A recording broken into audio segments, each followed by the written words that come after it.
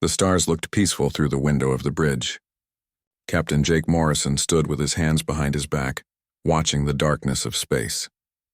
His ship, the UES Defender, moved slowly along the border between human space and Varine territory. Everything seemed quiet. Too quiet, perhaps. Jake was 42 years old and had spent 20 years in the United Earth Space Force. He knew how to read the silence of space. Something felt wrong tonight. His crew of 86 people trusted him completely. They knew he would keep them safe. The Varine were reptile-like aliens with cold blood and colder hearts. They thought humans were weak and emotional. For years they had pushed against the borders, claiming this planet or that moon belonged to them. The Galactic Council always stepped in to keep peace. Treaties were signed. Borders were marked. But the Varine never seemed satisfied. Lieutenant Sophie Grant sat at her station watching the communication screens. She was young, only 26, but very good at her job. Her fingers moved quickly across the controls as she checked the automated warning systems along the border. Everything should be working normally. Then her screen lit up with red warnings. Sophie felt her heart beat faster. 3 large ships had just crossed into human space. They were Varine warships, each one bigger than the Defender. They were moving toward New Horizon, a human colony with 20,000 people living there. Sophie turned to Jake. Her voice stayed calm, even though she felt scared inside. 3 Varine warships just crossed the border, she told him. They are not answering our warning signals. They are heading straight for New Horizon. Jake felt his stomach tighten. His daughter Kelly was on New Horizon, studying engineering at the university there. 20,000 people depended on him to protect them. He ordered his crew to battle stations. Red lights flashed throughout the ship. Everyone moved to their positions quickly and quietly. Jake opened a channel to the Varine ships. He tried to sound friendly but firm. "This is Captain Jake Morrison of the UES Defender. You have entered human territory without permission. Please explain your presence here." A face appeared on the main screen. Commander Vrex looked at Jake with yellow eyes that showed no warmth. His scales were dark green and his teeth were sharp when he smiled. That smile made Jake feel cold inside. Vrex spoke in a voice that sounded like rocks grinding together. "The border is wrong," he said. "These systems belong to the Varine Collective now. We have decided to correct this mistake. Your colonists have 72 hours to leave. If they do not leave, we will remove them." Jake could not believe what he was hearing. He tried to stay calm. "Commander Vrex, we have a treaty signed by both our governments and approved by the Galactic Council. You cannot just take our colonies. This is against all the laws we agreed to follow." Vrex laughed. "It was not a nice sound. Laws only matter if you have the power to enforce them," he said. "Earth is weak. Your ships are small and your weapons are old. The Varine Collective is strong. We take what we want. Now move your little ship out of our way." Jake felt anger rising in his chest, but he pushed it down. Getting angry would not help his crew or the colonists. He tried one more time to reason with Vrex. "Please, Commander, let us contact the Galactic Council. They can help us solve this problem peacefully. There is no need for violence." Vrex stopped smiling. His eyes became hard and cold. "You have 1 hour to move your ship," he said. "If you are still here, we will destroy you. Then we will take the colony. The choice is yours, human." The screen went black. Vrex had ended the communication. Jake looked around his bridge. His crew looked back at him, waiting for orders. They all knew they could not win a fight against 3 Varine warships. The Defender was a good ship, but it was just one ship against 3 larger ones. Lieutenant Kevin Parker spoke from the weapons station. "Captain, I have calculated our chances in a direct fight. They are not good. Our shields will fail in less than 5 minutes against their combined firepower. We can damage them, but we cannot stop them." Jake nodded. He already knew this, but he also knew he could not just leave. 20,000 people lived on New Horizon. They were farmers and teachers and engineers and families. They had built homes and schools and lives there. His own daughter was there, probably sitting in a classroom right now, not knowing danger was coming. Sophie looked at her captain. "Sir, what are your orders?" she asked quietly. Jake made his decision. He would not run. He would not abandon the colony. If the Varine wanted to attack New Horizon, they would have to go through the Defender first. Maybe that would buy enough time for the colonists to get to safety. "Move us between the Varine ships and the colony," Jake ordered. "Full power to shields. Charge all weapons. And Sophie, send an emergency message to Earth High Command. Tell them the Varine have crossed the border and are threatening New Horizon. Request immediate assistance. The defender moved into position. Jake could see the 3 Varine warships on his screen. They were huge and dark and covered with weapons. His own ship looked small next to them. But size was not everything. Sometimes courage mattered more than size. On New Horizon, alarms began to sound. Carl Webb, the colony's defense coordinator, received Jake's warning. He was an old Marine who had retired to the colony 5 years ago. Now he had to get 20,000 people to safety in just a few hours. Carl started calling people on his communication device. Get to the underground shelters now, he told everyone. This is not a drill. Enemy ships are coming. Take only what you can carry. Move quickly, but do not panic. Kelly Morrison heard the alarms in her classroom. Her teacher stopped talking and everyone looked scared. Kelly felt fear in her stomach, but she tried to stay calm. Her father had taught her to think clearly during emergencies. She grabbed her bag and followed the other students toward the shelter entrance. Back on the Defender, Sophie sent the emergency message to Earth. The quantum communication system would deliver it instantly, even across the vast distance to Earth. Now all they could do was wait and hope that help would come in time. The hour passed slowly. Jake watched the Varine ships getting closer to the colony. Freck sent one more message. Your time is up, human. Move away or die. Jake looked at his crew one last time. They were all young and brave and trusted him completely. He hoped he was making the right choice. We hold this position, he said firmly. We protect our people. That is what we do. The Varine ships opened fire. Bright plasma torpedoes shot through space toward the Defender. The ship shook as the weapons hit their shields. Alarms sounded throughout the bridge. Kevin fired back, their own weapons striking the Varine shields but doing little damage. Jake held onto his chair as another hit rocked the ship. Shield strength was dropping fast. They had minutes, maybe less, before the shields would fail completely. But every minute they held on was another minute for the colonists to reach safety. Then something impossible happened. Sophie's screen showed 12 new contacts appearing from nowhere. Space itself seemed to tear open in purple swirls of energy. 12 massive black ships emerged from these tiers in reality. They were bigger than anything Jake had ever seen. And they were human ships. A woman's voice came through the communication system. Captain Morrison, this is Captain Lisa Chen of the UES Phoenix. We received your distress call. Stand down. We will handle this situation from here. Jake stared at the screen in shock. 12 enormous warships surrounded the Varine fleet. Where had they come from? How had they arrived so fast? And why had he never seen or heard of ships like these before? Everything he thought he knew about Earth's military was suddenly wrong. The 12 black ships hung in space like silent predators. Captain Lisa Chen sat in the command chair of the UES Phoenix, watching her tactical displays. She had trained for this moment for 3 years, but she never truly believed it would come. Now Earth's greatest secret was revealed to the galaxy. Lisa was 38 years old and had joined the Space Force right out of university. She was smart and calm under pressure. Her crew of 300 was the best Earth could find. They had practiced combat situations 1,000 times in simulators. But this was real. The Phoenix was not like any ship the galaxy had seen before. Its black hull absorbed scanner beams instead of reflecting them. Weapons were hidden beneath smooth panels that could open in milliseconds.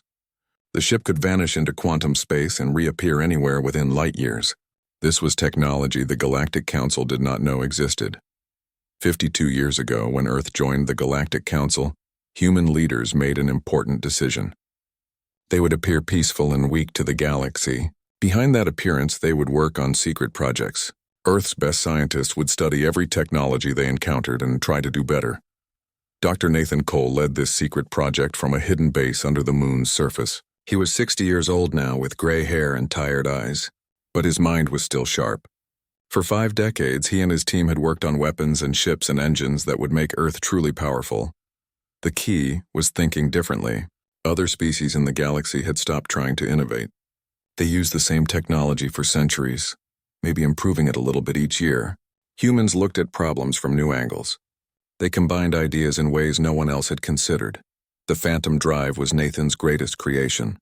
It let ships move through quantum space, slipping between dimensions for brief moments. To anyone watching, the ship would simply disappear and reappear somewhere else. Travel across the galaxy took days instead of months. No other species knew this was even possible. When the distress call came from Captain Morrison, Admiral Helen Brooks sat in her office on Earth. She was 70 years old and had seen humanity grow from one planet to 52 star systems. She knew this moment would define Earth's future in the galaxy. Helen looked at the report on her desk. The Varine had crossed the border. They were threatening human colonists. If Earth did nothing, other species would see humans as weak. More invasions would follow. But if Earth revealed its secret military power, everything would change forever. She made the decision quickly. "Activate Protocol Omega," she ordered. "Send the Shadow Fleet to New Horizon. Show the Varine what happens when they threaten human lives." The message went out instantly through quantum communication. 12 ships in hidden docks across human space received their orders. The Shadow Fleet, Earth's secret weapon, was going to war. Lisa had been waiting on Mars when the order came. The Phoenix and its sister ships powered up systems that had only been used in practice runs. The Phantom Drive hummed with contained energy. Space around the ship began to shimmer with purple light. Lieutenant Ryan Foster sat at the tactical station. He was young and eager, with brown hair and quick reflexes. Ryan had spent 2 years learning how to use the Phoenix's weapons. Those weapons could punch through any shield the galaxy used, but they had never been fired in actual combat. Lisa gave the command. "Engage Phantom Drive. Take us to New Horizon." Reality tore open around the Phoenix. The ship slipped sideways into quantum space where normal physics did not apply. To Lisa and her crew, only seconds passed. But they crossed the distance from Mars to New Horizon in that brief moment. A journey that should have taken weeks. 11 other ships made the same jump. The Shadow Fleet emerged from quantum space in perfect formation around the Varine warships. 12 massive black vessels appeared from nothing, surrounding the enemy. Commander Vreck stared at his tactical display in confusion and growing fear. His scanners showed nothing, then suddenly showed 12 enormous ships. Where had they come from? How had they arrived without any warning? And why did his computers not recognize their design? Lisa opened a communication channel to all Varine ships. Her voice was calm and professional, but carried an edge of steel underneath. "Commander Vrex, this is Captain Lisa Chen of the United Earth Shadow Fleet. You have violated human territory and attacked our people. Power down your weapons immediately and prepare to be escorted back to Varine space." Vrex felt his pride wounded. He commanded 3 of the Varine Collective's finest warships. His species had fought and won 100 wars. He would not surrender to a species the galaxy considered weak and primitive. On the Defender, Jake Morrison watched in amazement. The mysterious black ships had saved his crew and the colony. But he had so many questions. Where had these ships been hiding? How had Earth built them without anyone noticing? And what other secrets was his government keeping? Sophie Grant checked her communication systems. She saw the quantum signature from the new ships. Her training told her this technology should not exist. Yet here it was, real and working perfectly. Vrex made his decision. He would test these mysterious human ships. His tactical officer prepared weapons. 3 Varine warships opened fire simultaneously. Hundreds of plasma torpedoes and energy beams shot toward the Phoenix. Ryan Foster adjusted the shield settings without even looking worried. The Varine weapons hit the Phoenix's shields and simply vanished. The energy was absorbed and scattered harmlessly into space. Not even a ripple showed on the shield indicators. Lisa counted to 3 silently. She wanted to give Vrex time to understand his mistake. Then she nodded to Ryan. "Fire a warning shot. Target the lead ship's forward shields. Precision strike, minimal damage." The Phoenix fired 1 weapon. A focused beam of plasma energy shot across space faster than the Varine could track. It hit the lead warship's shields with perfect accuracy. The shield generators overloaded instantly, unable to handle the power of the human weapon. The beam continued through the collapsed shield. It touched the Varine ship's armor, which was supposed to be the strongest material their scientists could make. The armor melted like ice in summer. The beam carved a clean hole through 3 decks, carefully avoiding any critical systems or crew areas, before exiting the far side of the ship. Alarms screamed throughout Vrex's ship. His damage control teams reported catastrophic shield failure and multiple hull breaches. The human weapon had punched through his defenses like they were made of paper, and they had done it with such precision that he knew it was just a warning. They could have destroyed his ship completely if they wanted to. Lisa opened the channel again. Her voice was harder now. "Commander Vrex, that was a warning. The next shot will not be so gentle. Power down your weapons and engines immediately. You will be escorted back to Varine space. Any resistance will result in the complete destruction of your fleet. This is your final warning. Vrex looked at his two other ships. Their commanders stared back at him through video screens, waiting for orders. But what orders could he give? These human ships had technology far beyond anything the Varine possessed. His shields could not stop their weapons. His weapons could not penetrate their shields. Fighting would be suicide. Power down all systems, Vrex ordered quietly. His pride was broken. His career was probably over. But at least his crews would survive. We surrendered to the human fleet. The 3 Varine warships went dark. Their weapons powered down. Their engines stopped. They drifted in space, completely at the mercy of the Shadow Fleet. Lisa assigned 6 ships to escort the Varine back to their territory. The other 6 would remain at New Horizon to ensure no other threats appeared. She opened a private channel to Jake Morrison on the Defender. Captain Morrison, you and your crew performed admirably. You held the line when it mattered most. Earth Command will want a full report, but you should know that you saved 20,000 lives today. Your daughter is safe. The colony is safe. You did your duty perfectly. Jake felt relief wash over him. Kelly was safe. His crew was safe. The colony was safe. But he also felt confused and a little bit angry. Why had no one told him about these powerful ships? Why had the Defender been left alone to face the Varine? Lisa seemed to read his thoughts. I know you have questions, Captain. All of Earth will have questions now. The Shadow Fleet was our greatest secret. Now that secret is revealed, the galaxy will never look at humanity the same way again. The 6 escort ships activated their phantom drives briefly, pushing the Varine vessels back toward their own space. Vrex watched helplessly as human technology moved his disabled ships like toys. The journey that should have taken days would take only hours with human help. On New Horizon, Carl Webb received word that the threat was over. He began organizing the return of colonists from the shelters. Kelly Morrison hugged her friends, crying with relief. The nightmare was over almost before it had really begun. Across the galaxy, sensors and monitoring stations had detected something strange near New Horizon. Reports began flowing to various governments and military commands. Something big had happened in human space, something that would change the balance of power in the entire galaxy. News traveled fast across the galaxy. Within 3 days, every major government knew about the incident at New Horizon. The Varine had crossed into human space. Earth had responded with 12 warships that appeared from nowhere. Those ships had weapons and shields far beyond anything the Galactic Council had ever seen. The Galactic Council called an emergency meeting. 700 species sent their representatives to the massive space station that orbited a neutral star. The station was enormous, big enough to hold thousands of diplomats and their staff. Today, the main chamber was completely full. Ambassador Victoria Lang walked through the crowded halls toward the main chamber. She was 58 years old and had represented Earth for 20 years. She knew every major player in galactic politics. She had spent 2 decades carefully building Earth's reputation as peaceful and reasonable. Now everything had changed. Victoria wore a simple blue suit and carried herself with quiet confidence. Other ambassadors watched her pass. Some looked curious. Others looked afraid. A few looked angry. Everyone wanted to know how Earth had hidden such powerful technology for so long. The Krell ambassador stopped Victoria in the hallway. The Krell were tall insect-like beings with multiple arms and compound eyes. They had dominated military technology in the galaxy for centuries. Their ships and weapons set the standard everyone else tried to match. Ambassador Lang, the Krell ambassador said through his translator device. His voice sounded like clicking and buzzing. My government is very interested in your new ships. We did not know humans possessed such advanced technology. Perhaps we could arrange a meeting to discuss technical exchanges. Victoria smiled politely.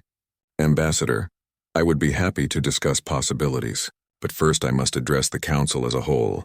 Please excuse me. She continued to the main chamber. The room was circular and huge, with seats rising in tiers around a central speaking platform. Representatives from 700 worlds filled those seats. The noise of hundreds of conversations in hundreds of languages created a constant background hum. The council's first speaker called the meeting to order. The first speaker was a Drayan, one of the ancient species that had founded the council thousands of years ago. The Drayan looked like beings made of pure light. floating in containment suits that let them interact with solid matter. "We are here to discuss the recent incident in human space," the first speaker announced. "The Varine Collective violated human territory. Earth responded with military force using previously unknown technology. This situation raises many questions. We will hear from all parties involved." The Varine ambassador spoke first. He was smaller than Commander Vrex but had the same cold yellow eyes. He claimed the border crossing was a mistake. Commander Vrex had misunderstood his orders, he said. The Varine Collective apologized for the confusion and promised it would not happen again. Victoria almost laughed. The Varine were lying and everyone knew it. But calling them liars in public would not help Earth's position. She waited for her turn to speak. The first speaker invited Victoria to the central platform. She walked down the steps calmly, feeling hundreds of eyes watching her. This moment would define Earth's future in the galaxy. "Members of the Galactic Council," Victoria began. Her voice carried clearly through the chamber. "Earth has been a member of this council for 52 years. During that time, we have always followed the rules. We have been peaceful. We have been diplomatic. We have respected the sovereignty of other species." She paused, looking around the chamber. "But we have also learned from you. We studied your technology. We learned from your mistakes and your successes. And we applied human creativity to solve problems in new ways," the Krell ambassador interrupted. "You developed military technology in secret. This violates the spirit of council cooperation. Why did Earth hide these advances?" Victoria turned to face him directly. "We developed defensive technology to protect our people. The incident at New Horizon proves we were right to do so. The Varine threatened 20,000 human civilians. Our border patrol ship was outnumbered 3-1. If we had not been prepared, those colonists would be dead or enslaved." She turned back to address the full council. "Earth is willing to share some of our technology, but only with species that respect our borders and our rights. We will not give weapons to potential enemies. We will not allow others to threaten human lives without consequences." The chamber erupted in noise. Some ambassadors shouted agreement. Others demanded more information. A few called for restrictions on Earth's military. The first speaker had to restore order several times. When the noise died down, the first speaker made an announcement that shocked everyone. "The Council's inner circle has discussed this situation. We have a proposal for Earth." Victoria felt her heart beat faster. The inner circle consisted of the 12 most powerful and respected species in the galaxy. They made the important decisions that affected everyone. No species had joined the inner circle in 500 years. Earth has demonstrated both technological advancement and military restraint, the first speaker continued. "You could have destroyed the Varine ships but chose to escort them home instead. You responded to aggression with measured force. These qualities are valued by the inner circle." The first speaker floated higher, making sure everyone could see and hear clearly. "The inner circle invites Earth to join us. In exchange, you will share selected technologies with council members. You will also accept certain restrictions on weapon proliferation and military expansion. This is an unprecedented offer." Victoria kept her face calm, but inside she felt excited and nervous. This was more than she had hoped for. Earth would go from being a minor member to one of the galaxy's leaders. But it would also mean giving up some freedom and some secrets. "I will transmit this offer to Earth immediately," Victoria said. "My government will need time to consider such an important decision. But I thank the inner circle for this honor." The meeting continued for several more hours. Many species wanted to make statements or ask questions. Victoria answered carefully, revealing little about Earth's actual capabilities while maintaining a friendly and cooperative tone. After the meeting, Victoria returned to her private office on the station. She composed a detailed report for President Sarah Caldwell and Admiral Helen Brooks. The inner circle's offer was genuine. Earth could become one of the galaxy's most powerful and influential species.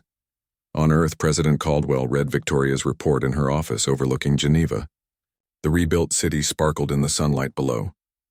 Sarah was 63 years old and had led Earth's government for 8 years. This decision would be the most important of her career. She called a meeting of her top advisors. Admiral Brooks attended via video link from the Military Command Center. Dr. Nathan Cole joined from his lab under the moon. Various ministers and generals filled the conference room. "We have a choice to make," Sarah began. We can accept the inner circle offer and become a major power in galactic politics, or we can refuse and maintain complete independence. Both options have advantages and risks. Admiral Brooks spoke first. From a military perspective, inner circle membership provides security. Other species will be less likely to test us. We can focus resources on development instead of constant defense preparations. Nathan Cole disagreed. We will have to share technology we worked 50 years to develop. Other species will learn our secrets. We will lose the advantage that makes us strong. Sarah listened to arguments from all sides. Some advisors worried about losing independence. Others saw opportunities for trade and cultural exchange. The debate lasted 3 days. Finally, Sarah made her decision. She would accept the inner circle offer, but with specific conditions. Earth would share the Phantom Drive technology, but keep the most advanced applications secret for 25 years. Earth would provide defensive systems but maintain control over weapons. Most importantly, Earth would continue independent research and development. She transmitted her decision to Victoria. The ambassador presented Earth's response to the inner circle. After some negotiation, the terms were accepted. Earth would join the inner circle, the first new member in 5 centuries. The signing ceremony took place 1 week later. Victoria signed the treaty documents while billions watched on screens across 700 worlds. Earth was no longer a junior member of the Galactic Council. Humanity had become one of the galaxy's leaders. The Varine ambassador watched the ceremony from his seat in the council chamber. He knew his species had made a terrible mistake. By crossing the border, the Varine had revealed Earth's true power. Now humans would have influence over galactic affairs for centuries to come, all because Commander Vrex had underestimated a species he thought was weak. 6 months passed since Earth joined the inner circle. The galaxy looked very different now. Species that once ignored humanity suddenly wanted meetings and trade agreements. Captain Lisa Chen found herself busier than ever, traveling between star systems on diplomatic and military missions. The Phoenix became the flagship of Earth's new Deep Space Defense Force. Lisa commanded a fleet of 50 ships now, including the original 12 from the Shadow Fleet and 38 new vessels built to similar specifications. They patrolled human space and responded to threats across the galaxy. Jake Morrison received a promotion to Commodore and joined Lisa's command staff. His experience at New Horizon made him valuable as a trainer. Young officers came to learn from the man who held the line against impossible odds. Jake taught them that courage meant standing firm even when victory seemed impossible. The Defender returned to service after complete repairs. Jake recommended Sophie Grant for command of the ship. She was young but capable, and she had proven herself during the crisis. Sophie accepted the promotion nervously, but with determination. Her first mission was to patrol the border near New Horizon, protecting the system her former captain had saved. On Earth, Dr. Nathan Cole adjusted to new realities. The Council's Technology Oversight Committee reviewed all his major projects now. He could not simply build whatever weapons he imagined anymore. At first, this frustrated him, but he discovered new challenges in civilian applications. Nathan's team developed medical technologies that combined human and alien knowledge. New treatments could cure diseases that had killed billions across the galaxy. His terraforming systems could make barren worlds habitable in decades instead of centuries. These advances helped everyone, not just humans. The Krell were the first to approach Earth for technology exchange. Their military leaders visited Nathan's lunar base, their compound eyes examining everything with great interest. They wanted to understand the Phantom Drive and the enhanced plasma weapons. Nathan gave them carefully prepared information. He explained the basic principles behind the Phantom Drive, but left out critical details about the quantum field harmonics. The Krell scientists would be able to build their own version eventually, but it would take them years of research. By then, Earth would have moved on to even more advanced systems. The Andorian Republic proposed a mutual defense treaty. The Andorians were a peaceful species that faced constant threats from aggressive neighbors. Ambassador Victoria Lang negotiated the treaty terms carefully. Earth would help defend Andorian space, but Andoria would provide access to rare minerals needed for advanced technology. Not everyone welcomed Earth's rise to power. The Tal Shiar were an ancient species that had ruled their sector for thousands of years. They saw humanity as dangerous upstarts who had gotten lucky with a few technological breakthroughs. The Tal Shiar ambassador made this clear during private meetings. Your species is young and arrogant, the Tal Shiar ambassador told Victoria during one tense discussion. You think your new toys make you important, but empires rise and fall. Technology changes. The Tal Shiar have survived 10,000 years. We will outlast humanity as well. Victoria remained calm. We do not seek to outlast anyone, Ambassador. We seek only to protect our people and contribute to galactic civilization. Earth welcomes friendship with the Tal Shiar if you are willing to offer it.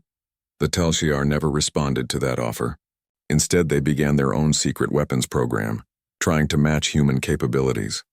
Intelligence reports reached Admiral Brooks about Tal Shiar research into quantum drives and enhanced energy weapons. Earth watched carefully but did not interfere. The Varine Collective tried to rebuild their reputation. They sent diplomatic missions to dozens of worlds, claiming the New Horizon incident had been a complete misunderstanding. Commander Vrex himself was paraded before the media, now dressed in civilian clothes and speaking about peace and cooperation.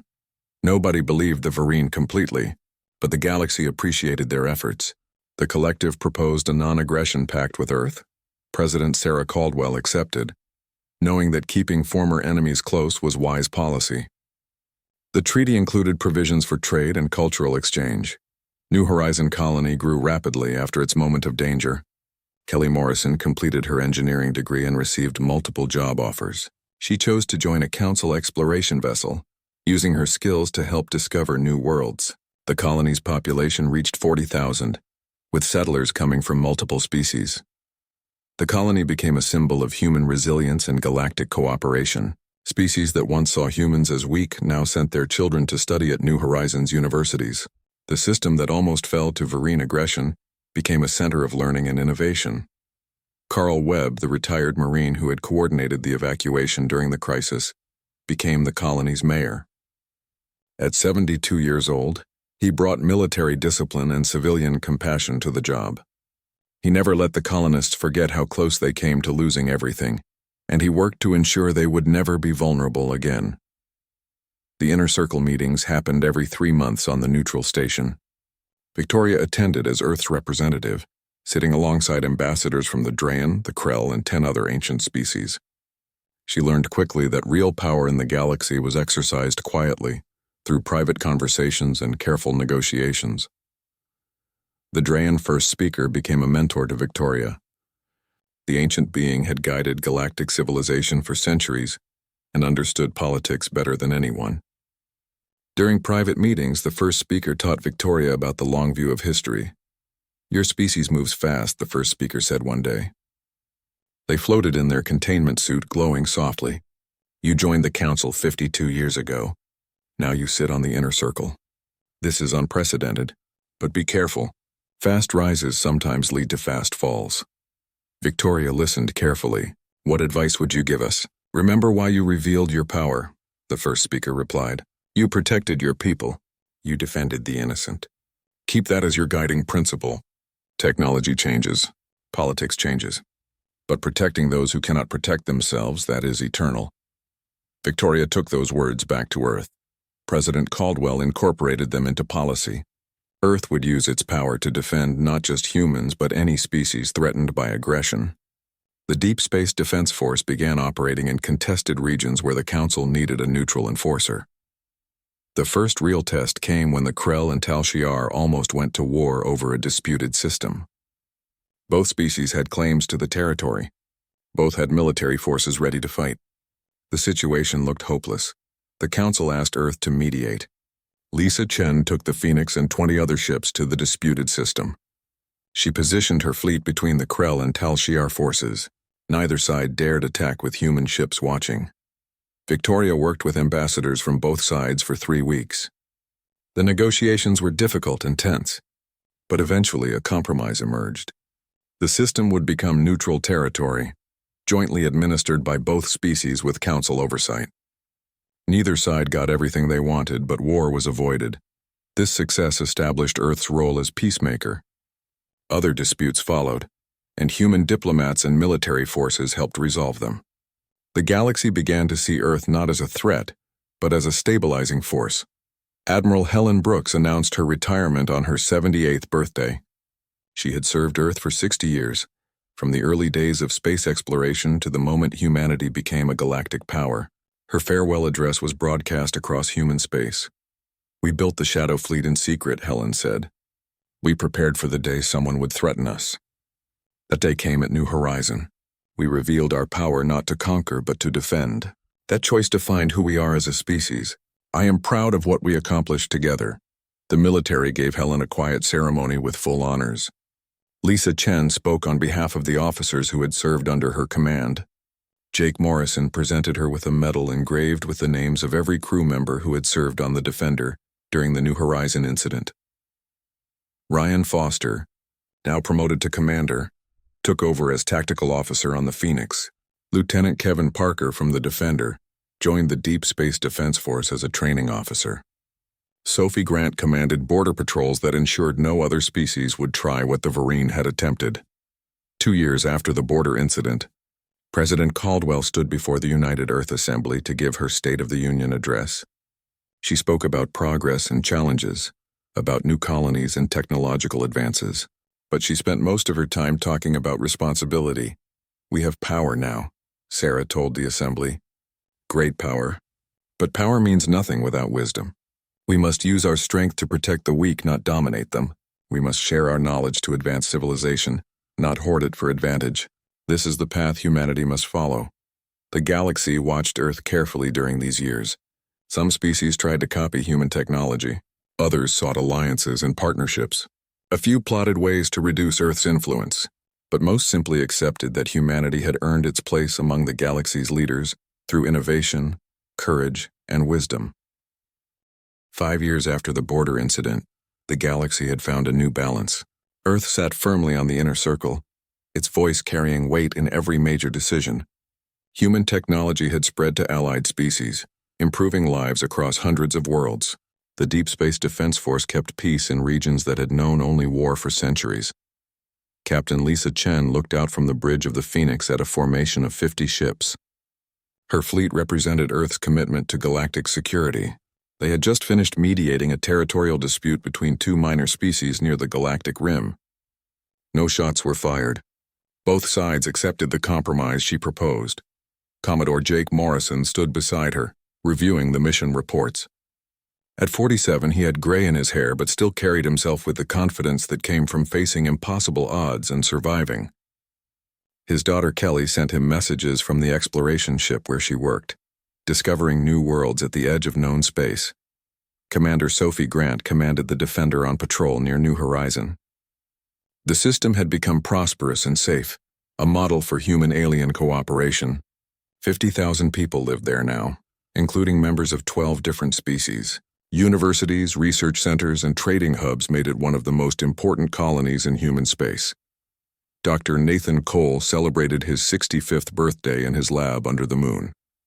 His team had just completed work on a new medical scanner that could detect diseases years before symptoms appeared. Hospitals across the galaxy had ordered thousands of units. Nathan smiled, thinking about how weapons research had led him to saving lives instead. The Prometheus Research Division continued developing new technologies, but always with council oversight now. Nathan had learned to work within these restrictions. Sometimes limits forced creativity in unexpected directions. His newest project combined human quantum computing with drain energy manipulation to create clean power sources for entire planets. Ambassador Victoria Lang prepared for another Inner Circle meeting. These gatherings happened regularly now, and she had learned the rhythms of galactic politics. The Drayan First Speaker had become a close friend and mentor. The Krell ambassador respected her tactical thinking. Even the Tal Shiar representative had stopped his hostile remarks. The current meeting focused on exploring new regions of the galaxy. Several species wanted to organize a joint expedition to study a cluster of stars beyond Council space. Victoria proposed that Earth contribute ships and personnel. The Phoenix and 10 other vessels would join the mission, providing security and scientific expertise. The Vereen Collective had rebuilt its reputation slowly and carefully. They joined the exploration mission proposal, offering their own ships and crews. Vrex himself, now a low-ranking diplomat, worked in a minor embassy on a distant world. His career never recovered from the New Horizon incident, but he had found a quiet life managing trade agreements. President Sarah Caldwell announced she would not seek another term. At 68, she felt tired but satisfied. Her presidency had guided Earth through the most important transition in human history. The species that joined the Galactic Council as nervous newcomers now led from the inner circle. Her successor would inherit a strong and respected position. Sarah gave her farewell address from the same chamber where she had announced Earth's acceptance of inner circle membership. The speech was broadcast to every human colony and relayed to interested alien audiences across the galaxy. 5 years ago, the Varine crossed our border, Sarah began. Her voice was strong despite her age. They threatened our people. They believed we were weak. That moment defined us. We revealed our strength, but more importantly, we revealed our character. She paused, looking at the assembled diplomats and leaders. We did not seek revenge. We did not dominate. We defended our people, then extended our hand in peace. This is the human way. This is what makes us strong. The audience applauded. Sarah continued, speaking about the future. Our children will explore new worlds. Our scientists will make new discoveries. Our diplomats will build new friendships. But we must never forget the lesson of New Horizon. Strength without wisdom is tyranny. Wisdom without strength is vulnerability. We need both. After the speech, Sarah met privately with Victoria. The ambassador had been her closest advisor throughout the transition. They shared tea in Sarah's office, looking out at the city of Geneva below. Did we do the right thing? Sarah asked. Revealing the Shadow Fleet joining the inner circle, all of it? Victoria smiled. Look at the galaxy now, she replied. Wars have decreased. Technology is advancing faster. Species work together instead of fighting. Earth made that possible. Yes, we did the right thing. The Galactic Council organized a celebration marking 5 years since Earth joined the inner circle. The ceremony took place on the neutral station, with representatives from all 700 member species attending. Victoria accepted a special award on behalf of humanity, recognizing Earth's contributions to galactic peace and prosperity. That same week, the exploration mission launched. The Phoenix led a fleet of 60 ships from 20 different species into unexplored space. Lisa Chen stood on her bridge, feeling the weight of responsibility and the thrill of discovery. Human and alien crew members worked side by side, united in their mission. Kelly Morrison served as chief engineer on one of the exploration ships. She had inherited her father's courage and added her own brilliant technical mind. When the fleet encountered an unknown phenomenon that threatened to tear apart their ships, Kelly designed a shield modification that saved everyone. Her solution combined human and Krell technology in a way neither species had considered before. Jake heard about his daughter's heroism and felt immense pride. She had become everything he hoped she would be. Strong, smart, brave, and kind, the next generation of humanity would build on what his generation had started. On New Horizon, Carl Webb stood at the memorial that honored the crisis 5 years earlier. The memorial listed every person who had helped during the evacuation. It reminded visitors that courage came in many forms. Defending your people meant different things for soldiers, engineers, teachers, and ordinary citizens. Students from the colony's school visited the memorial regularly. Teachers explained what happened that day when the Varine threatened their world. The lesson was always the same. Preparation and courage saved them. Earth had prepared in secret for 50 years, then showed courage when the moment came. The story of New Horizon became required learning in schools across human space. Children studied how one ship held the line against 3, how secret technology was revealed at the perfect moment, how Earth turned a crisis into opportunity through strength and wisdom combined. Other species told the story too, though from different perspectives. Young Varine learned about the danger of arrogance and underestimating others. Krell military academies studied the Shadow Fleet's tactics. Drayan philosophers discussed the balance between secrecy and transparency in governance. The Drayan first speaker met privately with Victoria one final time before entering a century-long meditation cycle. The ancient being glowed softly in its containment suit. Your species has done well, the first speaker said. You revealed your power when necessary, then used it wisely. Few species manage both. What should we do next? Victoria asked. Continue as you have begun, the first speaker replied. Protect the weak. Share your knowledge. Listen more than you speak. Remember that power is a tool, not a goal. Do these things and humanity will thrive for millennia. Victoria carried those words with her always. When she eventually retired from diplomatic service, she wrote a book about Earth's rise to galactic power. The book became a bestseller across hundreds of worlds. Its central message was simple. True strength comes not from weapons or technology, but from character and wisdom. Decades passed. The Shadow Fleet became legend. New generations of humans served in the Deep Space Defense Force, carrying forward the traditions established by Lisa Chen and Jake Morrison. Earth continued to innovate, to explore, to build bridges between species. The Vereen never tried to cross the border again. They became trading partners and eventually friends with humanity. Young Vereen and young humans studied together at universities on New Horizon, learning from the past while building the future. The border incident became a turning point in galactic history. Scholars marked it as the moment when the balance of power shifted. The old species who had dominated for millennia learned they were not invincible. Young species learned that patience and preparation could overcome any disadvantage. Most importantly, the galaxy learned what humanity already knew, that strength and compassion were not opposites but partners. That power used wisely created peace, while power used poorly created only ashes. That defending what you love was the highest purpose any being could serve. When Jake Morrison finally retired at 70, he returned to New Horizon.